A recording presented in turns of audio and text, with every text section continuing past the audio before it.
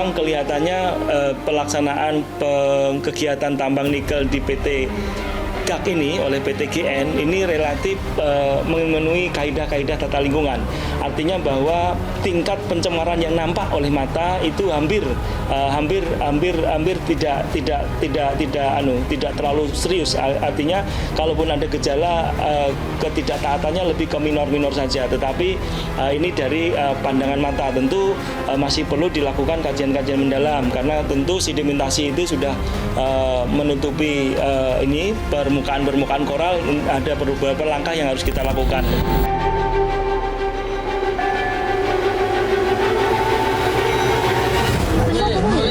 Mana informasi yang objektif, kalau yang tidak bagus, kita punya kewajiban untuk memperbaiki. Itu kewajiban kita, pemerintah, Pak Gubernur. Tapi kalau yang memang informasinya dan yang dilihat itu bagus, kita juga harus objektif. Pantauan kita tadi aman lah, jadi info yang isu yang berkembang di media itu tidak benar. Walaupun kata Menteri SDM jarak 30 km, ini ruang laut dan pulau kecil ini bukan kita menyekat ruang di rumah, ada kamar mandi dan kamar tidur dan seterusnya. Walaupun jaraknya 100 km pun, dia akan berdampak berat kepada ekosistem Raja Ampat. Jadi pertambangan ini harus dihentikan permanen, izinnya harus dicabut. Yang kedua harus segera dipulihkan ekosistem yang ada di sana. Yang ketiga harus dilakukan investigasi kepada pihak yang memproses perizinan kepada perusahaan-perusahaan tambang ini.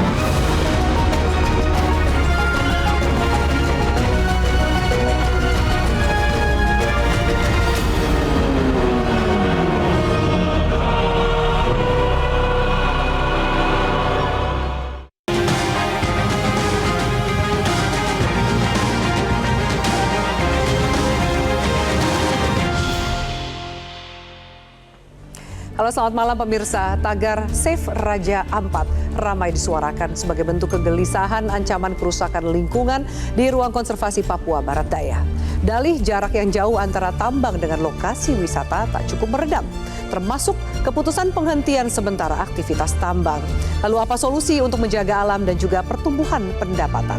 Bersama saya Afiani Malik, inilah top issue pada malam hari ini, Save Raja Ampat.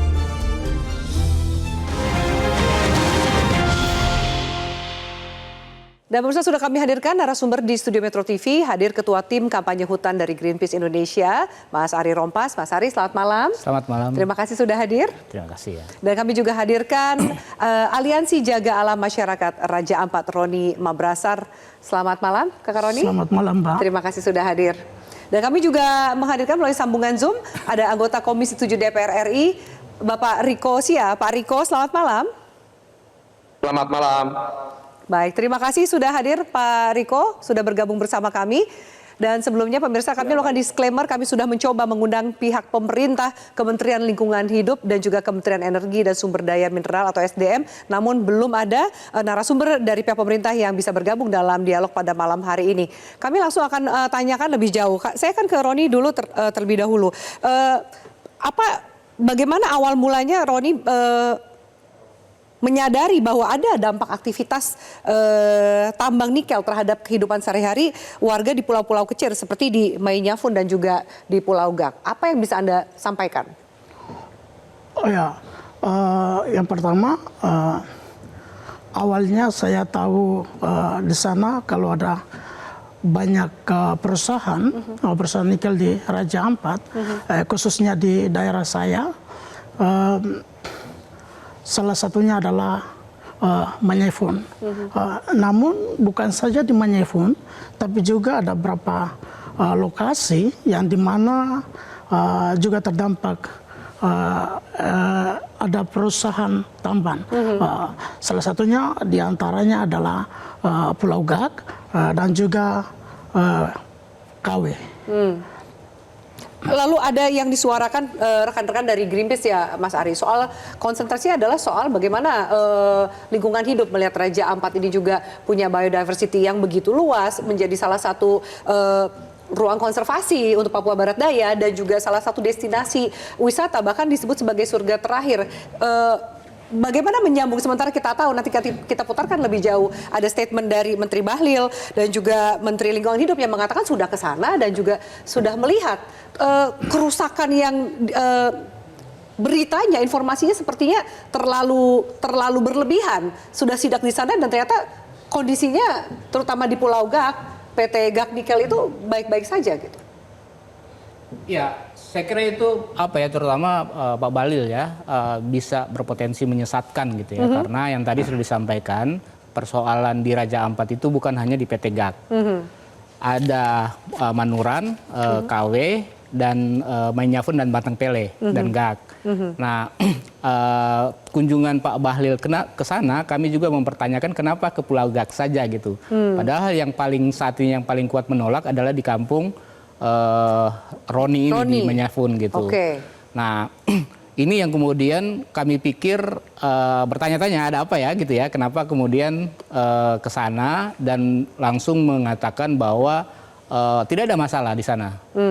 Padahal kami lihat dari fakta-fakta yang kami lakukan gitu ya, ini adalah pulau kecil gitu dan Pulau Gak itu sudah terjadi deforestasi sekitar 300 hektar. Ini kelihatan kecil, tapi dalam konteks pulau-pulau kecil itu berdampak karena daya dukung dan daya tampung pulau kecil itu sangat berbeda dengan pulau besar gitu. Kenapa kemudian Undang-Undang Nomor 1 tahun 2014 tentang pulau-pulau pesisir itu mengatakan bahwa nggak boleh ditambang.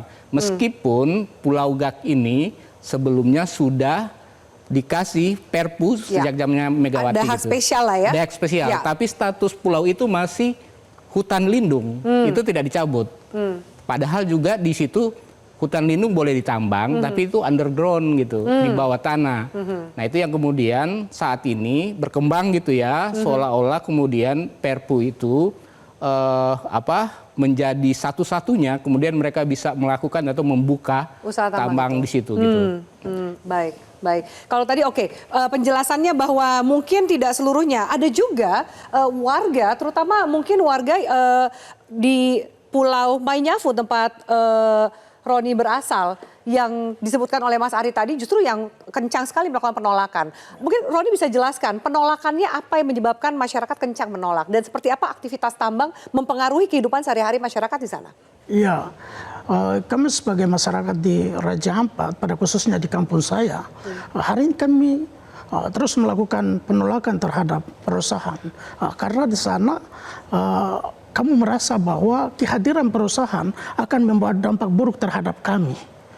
Dan keresahan itu selalu ada. Sehingga kami sebagai masyarakat adat, kami terus mempertahankan tanah adat kami. Dengan salah satunya adalah cara-cara untuk harus kami melakukan perlawanan. Keresahan apa yang dirasakan oleh warga di Pulau Mainyafun Raja Ampat ini? Ya, kami merasa resah ketika perusahaan itu beroperasi, apalagi sementara melakukan eksplorasi, kemudian nanti dia berlanjut untuk melakukan eksploitasi, akan membawa dampak buruk terhadap lingkungan kami. Dampak-dampak yang kami akan alami selain dari kerusakan lingkungan dan juga hutang kami akan digusur dan sebagainya, itu kami merasa bahwa kami akan dirugikan. Dan kedepannya nanti kami tidak hidup baik seperti yang dulunya. Karena banyak hal, banyak faktor yang kami akan alami kedepannya nanti. Ini kan apakah yang saat ini sudah terjadi, adakah dampak yang memang dirasakan saat ini? Sejauh ini belum, karena perusahaan PT Mulia Raymond Perkasa sementara dalam proses eksplorasi dan sekalipun belum masuk pada tahapan eksploitasi, namun di sekitar lingkungan base camp itu ada kerusakan. Di situ ada penebangan kayu dan juga ada mangrove di bagian laut yang mereka tebang untuk harus mereka gunakan sebagai jembatan untuk akses mereka. Jadi tambangnya nikel? Tambangnya nikel? Ya, benar. PT MRP yang tadi Anda sebutkan? Ya, benar. Statusnya saat ini dihentikan karena dilihat tidak ada dokumen persetujuan lingkungan. Bagaimana jika ternyata akhirnya itu dihentikan? Anda merasa itu cukup? Saya sebagai masyarakat adat, bahkan juga sebagai pemuda Kampung Manyefon, saya merasa itu hal yang baik. Dan itu langkah-langkah yang lebih baik. Karena menurut saya, jangan atas nama pemerintah, atas nama negara, lalu dia melakukan hal-hal yang akan merusak kami masyarakat adat ke depannya nanti. Dan jika ini adalah langkah yang baik, menurut kami, kami tetap konsisten dan menerima itu baik. Saat ini warga di Pulau Manyefon ini bekerja sebagai apa, Kak Karoni? Sebagian masyarakat mereka hidupnya nelayan, sebagian juga petani, bahkan ada juga yang sementara melakukan usaha homestay. Jadi ada juga pulau ini menjadi salah satu destinasi wisata. Yang bagaimana jika ternyata alasannya adalah salah satunya kenapa diberikan izin tambang adalah untuk mendorong pertumbuhan ekonomi atau pendapatan daerah di lokasi tersebut? Sekalipun itu alasan pemerintah, namun kami sebagai masyarakat adat, kami tidak tergantung pada keputusan-keputusan itu. Karena apa? Sebelum moyang-moyang kami ada, mengajarkan kami untuk kami terus tidak harus tergantung pada perusahaan-perusahaan tambang atau nikel tadi. Karena pada dasarnya kami sudah hidup turun-temurun dan kehidupan kami kami sebagai nelayan, kami rutin untuk lakukan itu, dan kami tidak, pada dasarnya kami tidak tergantung pada tambang. Pada investasi tambang. Iya, investasi tambang. Oke, bagaimana kondisi di lapangan saat ini PT MRP dan juga hubungannya dengan warga setempat? Apakah cukup harmonis, kondusif atau bersih tegang? Sejauh ini setelah PT MRP keluar dari Manyefon dan Batampele, hubungan kekeluargaan, hubungan masyarakat di sana, mereka hidup dalam tidak nyaman. Yang awalnya mereka hidup baik antara keluarga dengan keluarga, saat ini mereka sedang hidup dalam tertekan dan mereka tidak hidup harmonis seperti biasanya. Oke, Mas Ari ada mau menambahkan? Iya, saya kira yang terkait dengan ekonomi ini menjadi sangat penting ya, karena ini bagian dari proyek transisi energi gitu, yang kemudian juga mendorong ya pertumbuhan, katanya menurut pertumbuhan ekonomi bahkan Presiden Prabowo itu memasukkan transisi energi gitu untuk mencapai 88% pertumbuhan ekonomi. Dan salah satu poin yang paling penting adalah bagaimana hilirisasi dari pertambangan nikel ya. Nah, ini adalah ekonomi ekstraktif dan itu sangat berbahaya sekali jika itu dijalankan di Pulau Kecil dan Raja Ampat. Sementara Raja Ampat ini adalah destinasi wisata yang dia punya ekonomi berkelanjutan gitu ya. Jadi apa yang dibilang Kakak Roni tadi, misalnya mereka selain mendapatkan ekonomi dari laut dan juga mulai membangun homestay yang memang dikelola sama komunitas gitu. Nah, ini akan menumbuh pertumbuhan pendapatan bagi mereka, tapi dengan atas nama tadi pertumbuhan ekonomi itu kemudian menghancurkan surga terakhir yang kita punya. Itu dari sisi ekonomi. Belum lagi kalau kita melihat kekayaan biodiversitas di sini gitu ya. Itu akan hancur. Berapa kemudian pemulihan yang harus kita lakukan? Meskipun sudah memenuhi AMDAL dan lain-lain, semua regulasi, persyaratan dipenuhi, tetap akan ada akibat bagi kelestarian lingkungan hidup. Pasti. Apalagi di Raja Ampat. Karena Raja Ampat ini dia punya karakteristik geologis yang memang sudah ribuan, jutaan tahun bahkan ya, sehingga memang lagi-lagi ini satu kesatuan gitu. Nah, jangan kemudian Pak Bahlil hanya mengatakan Pulau Gak, padahal Pulau Gak itu satu kesatuan ekologi yang ada di situ ya. Nah, ini juga harga mahal yang akan kita bayar kalau kemudian Raja Ampat itu harus dibuka tambang nikel. Padahal kita ketahui bahwa misalnya di Morowali, di Halmahera, itu sudah banyak sekali berdampak gitu ya. Kerusakan lingkungan sudah berdampak dan bahkan masyarakatnya ditemukan sudah sakit, mengandung logam di dalam darahnya.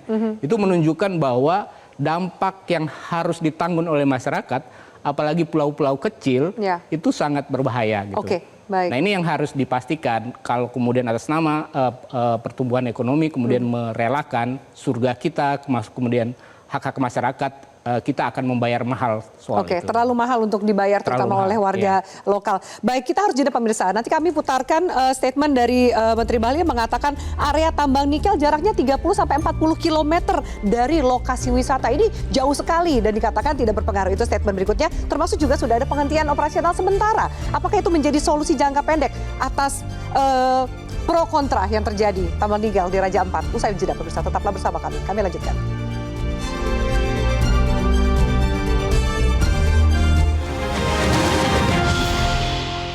Melihat mana informasi yang objektif. Kalau yang tidak bagus, kita punya kewajiban untuk memperbaiki. Itu kewajiban kita, pemerintah, Pak Gubernur. Tapi kalau yang memang informasinya dan yang dilihat itu bagus, kita juga harus objektif. Berarti Pak Menteri lihat kenyataan di lapangan seperti apa? Jangan lagi tanya saya, Bapak lihat sendiri, sudah lihat kan? Saya sudah cek ini. Pak, dengan kegaduhan itu pemerintah sikapnya seperti apa, Pak? Nanti kita evaluasi ya. Kita evaluasi total, baru kemudian kita membuat keputusan. Pantauan kita tadi aman lah, jadi isu yang berkembang di media itu tidak benar. Kita lihat laut masih biru, mereka juga memenuhi kewajiban mereka, ada reklamasi, ada penghijauan, jadi semua masih bagus lah. Khusus untuk Pulau Gak, apa tempat ini, PT Gak di sini, tapi tidak tahu nanti di tempat lain lagi kita masih ingin singgah lagi.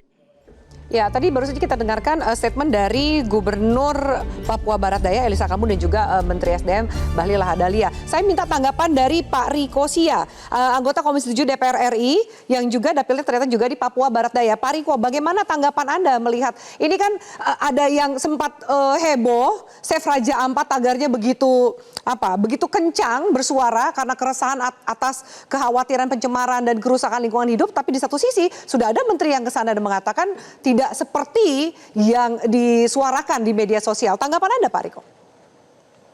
Baik, pertama-tama kita luruskan dulu apa yang pertama-tama saya dan kawan-kawan dari yang mendemo sampaikan.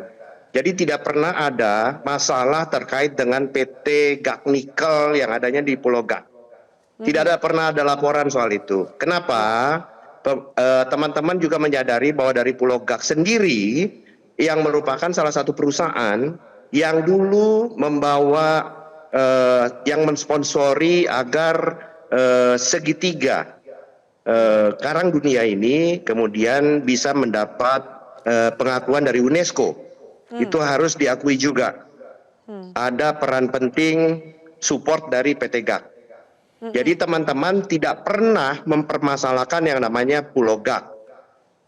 Yang teman-teman pariwisata sampaikan, saya bicara dari sisi Komisi 7 dulu ini.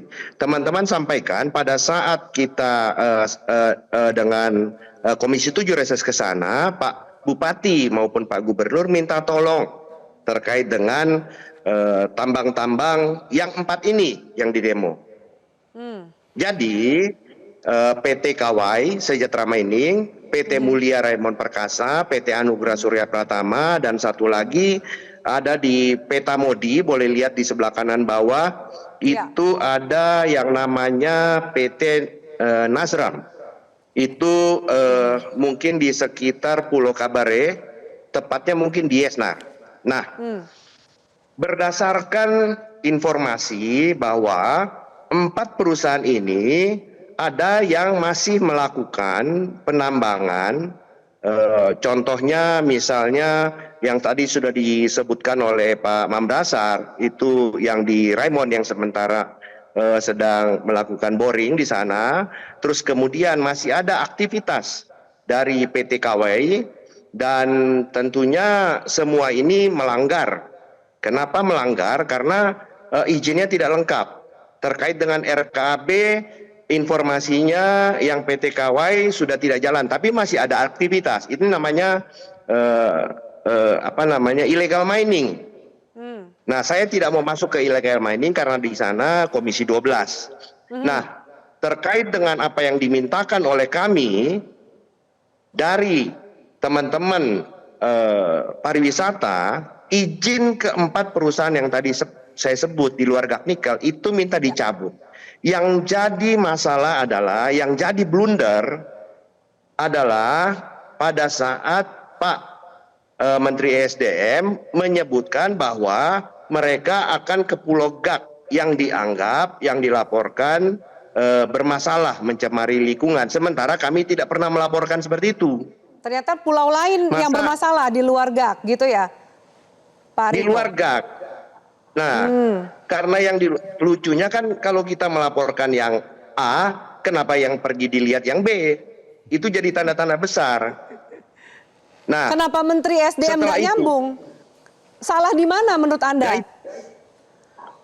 Ya, saya kurang tahu. Sebagai Menteri SDM, beliau bisa lihat, beliau punya perangkat-perangkat seperti dirjen-dirjen yang bisa langsung dicek apakah ada kegiatan memang betul di Pulau KW, Pulau KW, di sana ada PT KW, di Pulau Batang Pele, ada PT Mulia, PT Anugrah di Pulau Manuran, seperti yang disampaikan oleh LHK. Dan LHK berdasarkan mereka punya rilis persnya menyatakan bahwa memang benar ada penambangan yang sementara beraktivitas di PT KW. Artinya bahwa ini semua ilegal. Lah, yang kita heran kenapa malah pergi melihat yang legal. Di Pulau Gak. Kenapa bukan perizinan yang ilegal? Gitu. Baik, Pak Riko, PT ASP, PT KSM, MRP yang Anda katakan, PT Nasran tadi Anda katakan, ini semua statusnya saat ini sudah dihentikan sementara. Sementara tuntutan Anda adalah dicabut. Apakah penghentian sementara ini cukup untuk jangka pendek? Kalau cabut untuk jangka panjang, begini. Tadi sudah dijelaskan bahwa memang kita betul ingin mencapai target 8%. Tapi harus diingat bahwa setelah kerusakan alam tadi, seperti yang disampaikan putusan MK nomor 35 PU 2021 tahun 2023 yang mendukung Undang-Undang nomor 1 tahun 2014 tentang pelarangan aktivitas tambang di wilayah pesisir dan pulau-pulau kecil karena tidak dapat direhabilitasi, tidak dapat dipulihkan dan berdampak pada generasi-generasi selanjutnya. Itu poinnya. Nah, kalau pariwisata berkelanjutan, tentunya akan menghidupi masyarakat setempat dan negara Republik Indonesia, bahkan dinikmati oleh dunia. Bayangkan kalau kita bisa bikin wisata dunia di sana, berapa banyak juga uang yang bisa masuk. Dengan promosi-promosi dan kita bangun tentunya infrastruktur sambung menyambung dari satu destinasi wisata sampai ke Raja Ampat dan seterusnya. Tentunya penghasilannya bisa lebih daripada tambang. Apakah Pak Riko, apakah Komisi 7 bicara soal pariwisata? Tadi Anda katakan sebenarnya bisa long term gitu, pertumbuhan ekonomi dari industri pariwisata. Apakah Anda di Komisi 7 sudah mempunyai data kerusakan di pulau-pulau yang tadi Anda sebutkan akibat aktivitas tambang yang ada di sana? Kerusakannya seperti apa sehingga Anda mendorong untuk mencabut saja izin pertambangan? Begini, saya tidak mau terlibat di dalam konflik yang masalah di media sosial, yang mana ada juga yang mengupload barang-barang yang tidak benar dari Raja Ampat. Nah, di situ terjadi pro kontra karena ada orang juga, ada teman-teman lain yang kita nggak tahu dari mana mengupload atau mengedit data-data sehingga gampang sekali untuk Kementerian ESDM untuk menyebut bahwa itu hoax. Ya, jadi saya tidak mau terlibat di dalam sana. Yang saya mau sampaikan adalah izin tambang-tambang yang terbit ini itu melanggar Undang-Undang nomor 1 tahun 2014 yang sudah dikuatkan oleh putusan MK nomor 35 garis miring PU garis datar 21 garis miring 2023. Nah, kalau ini sudah melanggar, kenapa harus diberikan? Sementara di situ tempat adanya jantung segitiga dari terumbu karang di dunia ini. Nah, kalau ini yang kita eksplor, artinya pariwisatanya tentunya akan lebih bermanfaat berkelanjutan, bukan meninggalkan lubang-lubang atau pencemaran-pencemaran yang tentunya akan datang. Nah, terkait dengan tadi apa yang disampaikan bahwa apakah ini kemudian sudah terlihat pencemaran, sudah ada, sudah disampaikan oleh siapa? Sudah disampaikan oleh LHK dalam laporannya bahwa ada pencemaran. Nah, baik. Kalau saya harus jeda dulu, Pak dari Riko. Sudah ditangkap, maksudnya saya harus jeda dulu. Saya minta tanggapan dari Kakak Roni Mabrasa juga Mas Ari soal statement bahwa kacamata rekan-rekan di Komisi 7 pariwisata saja, sama seperti yang tadi Kakak Roni sampaikan bahwa bisa hidup juga masyarakat dari industri pariwisata. Usai jeda pariwisata, tetaplah bersama kami.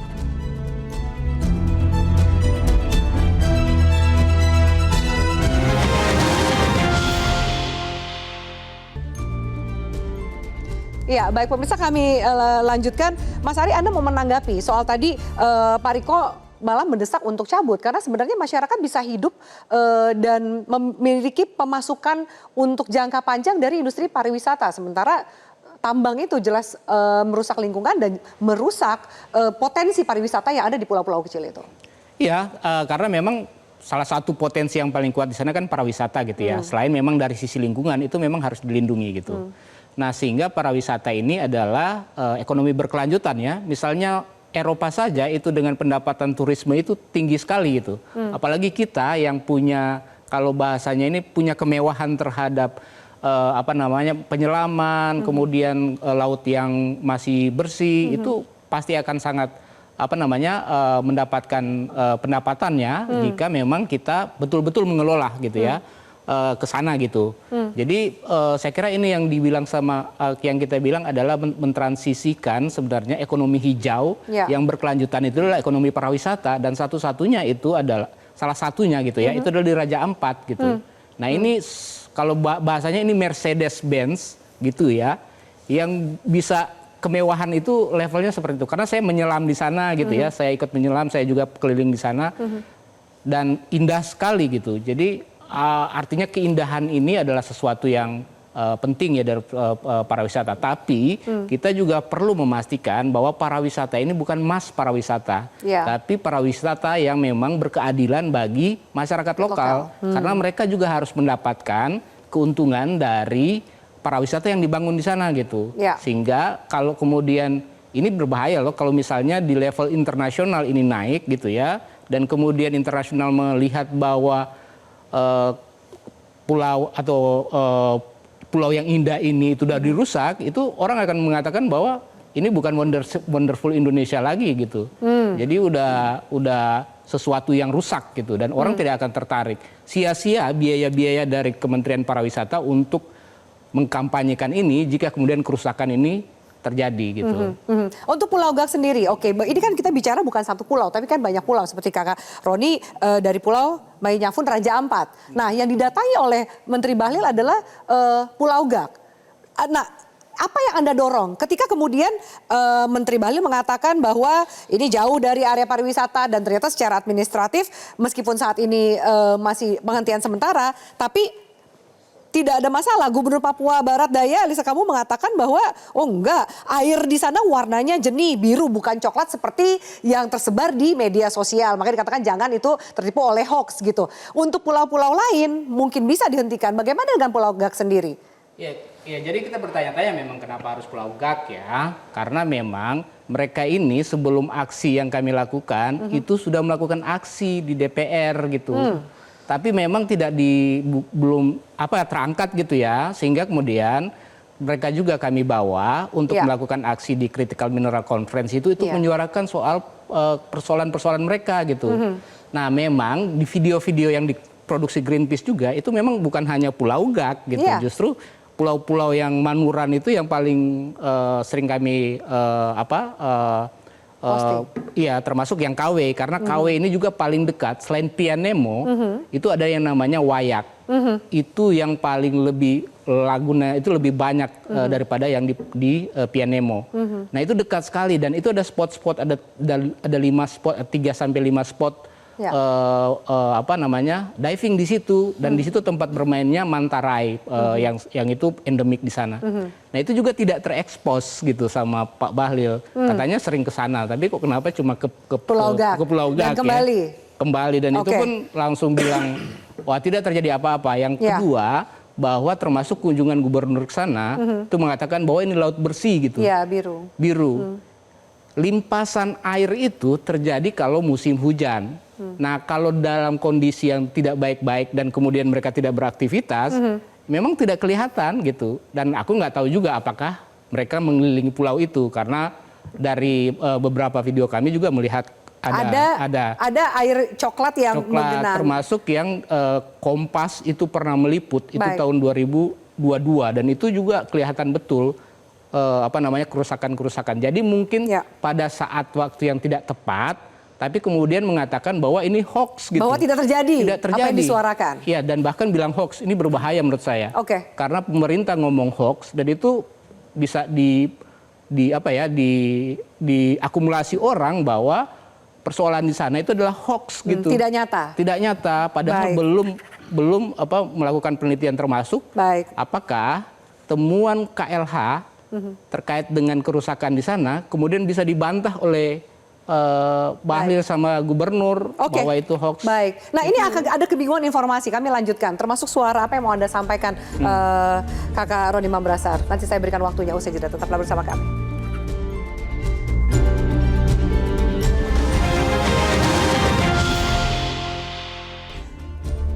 Ya baik, saya akan kembali ke Pak Riko. Pak Riko Sia, ini Komisi 7 Perindustrian UMKM Ekonomi Kreatif dan juga Pariwisata. Apa yang akan didorong oleh rekan-rekan di Komisi 7 mengingat pada malam hari ini juga Presiden memanggil 3 menteri untuk melakukan ratas soal tambang nikel ini? Baik, terima kasih. Yang paling saya urutan adalah yang paling penting dulu. Yang pertama adalah keempat perusahaan yang berada di dalam lokasi destinasi wisata dunia kita ini, yaitu PT Kawai Sejahtera Mining, PT Mulia Raimon, PT Anugerah Surya, dan PT Nasram tadi dicabut dan tidak boleh diterbitkan lagi izin-izin lain ataupun perusahaan lain, karena ini adalah wisata dunia yang bisa berkelanjutan mendatangkan income yang lebih besar, lebih jauh daripada pertambangan itu sendiri dalam waktu jangka panjang. Yang kedua, apabila Pak Bahlil ke Pulau Gak lalu mengatakan bahwa hoax yang lain-lainnya itu beliau dengan yang lain. Tapi kalau dengan kami yang mengajukan 4 perusahaan ini untuk ditutup, saya bilang Pak Bahlil telah melakukan pembohongan terhadap publik karena tidak pergi ke sana. Kalau beliau ditugaskan oleh misalnya Presiden untuk melihat keseluruhan dan hanya pergi ke sana, berarti beliau juga membohongi Presiden karena tidak mengunjungi yang sedang berkegiatan. Ingat bahwa LHK mengatakan bahwa KW masih melakukan aktivitas pada saat mereka ke sana tanggal 29 atau 30 Mei. Artinya itu ada illegal mining. Saya tidak mau masuk ke illegal miningnya karena itu ruang Komisi 12. Biarkan mereka yang kemudian berurusan dengan Menteri SDM. Baik, Pak Riko terima kasih banyak. Kita nantikan desakan dari Komisi 7 untuk segera mencabut dan tidak lagi menerbitkan izin, mendorong pariwisata berkelanjutan di sana. Dan kita lihat nanti bagaimana hasil dari ratas Presiden pada malam hari ini. Baik, saya akan ke Kakak Roni Mambrasar. Apa yang mau disampaikan? Mengingat juga Presiden sudah menaruh perhatian, ada rapat pada malam hari ini. Apa yang mau Anda sampaikan? Bukan hanya mewakili warga di Pulau Mainyafu, tapi juga warga di Raja Ampat. Saya berpikir bahwa Raja Ampat ini salah satu daerah di mana pariwisatanya lagi kencang. Dan saya berharap agar pemerintah pusat lebih jeli melihat persoalan ini.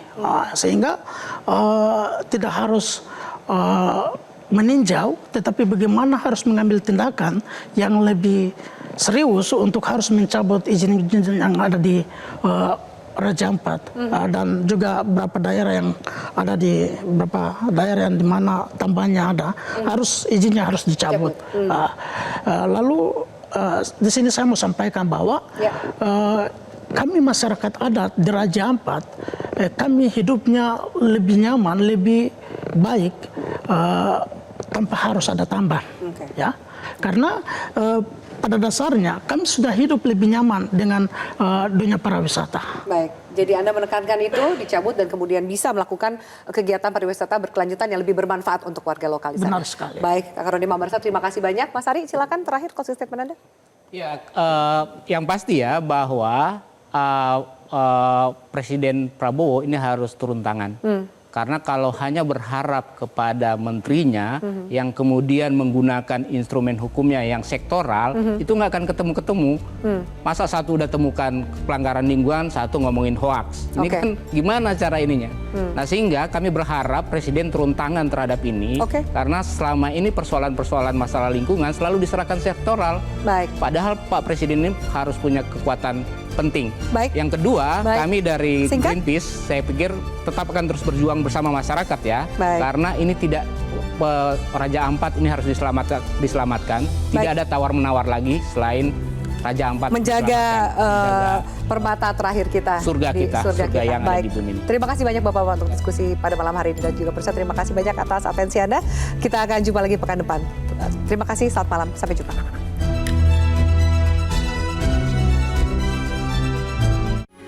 Metro TV.